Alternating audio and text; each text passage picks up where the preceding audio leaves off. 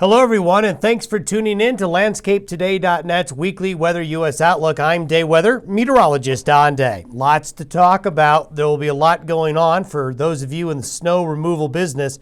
You're going to be getting very busy across the nation's midsection and especially the mid-Atlantic, New England, all along all of the eastern seaboard, even portions of the deep south. Could be looking at icy, snowy weather by this weekend and early next week. Let's take a look at what we're watching. Here are the major weather trends. There is a major winter storm for the East Coast this weekend. Last week's update talked about the potential was there for a major winter storm to come together, and it looks like all that potential will become reality by Saturday along the eastern seaboard. We'll talk more about that here shortly. Continued wet in the far west. Central and Northern California will continue to see one system after another, along with the Pacific Northwest. The snowpack in the Sierras of California are all above normal, and we'll get more snow coming up. And really, it's going to be unsettled coast to coast across all the USA over the next 7 days.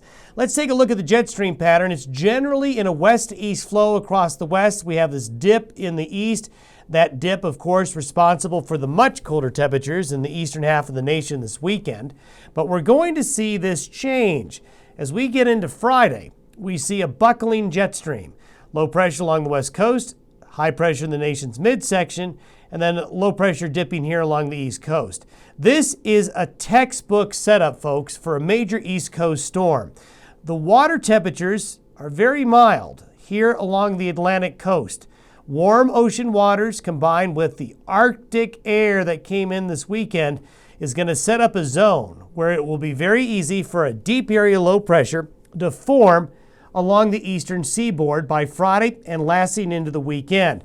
And this system will impact all of the eastern seaboard from New England through all of the metro areas, New York, Boston, Philadelphia, D.C., and into the Carolinas.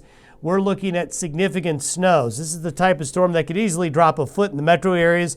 As you get into the higher elevations of Maryland, West Virginia, Virginia, the Appalachians of the Carolinas, we could see more than a foot or two. As you get on the back side of this system, beware the deep south, you could end up with frozen precipitation as well. Ice, freezing rain, sleet, and some snow. This is going to be a big newsmaker. We're also going to see later in the week some snow here. It won't be heavy, but this will be moving across the area midweek, causing some icy conditions. So if you're in the snow removal business, you haven't had much work lately, but that's all going to be changing. There's another storm after this that could come about 5 days later.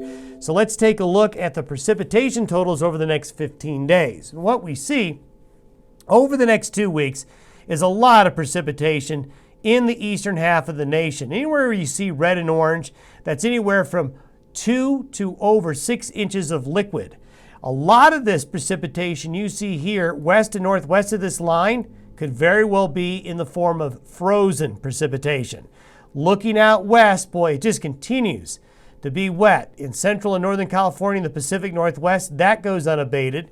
And I think here in Southern California, you're going to see more than the models are showing here, especially once we get past 10 days or so.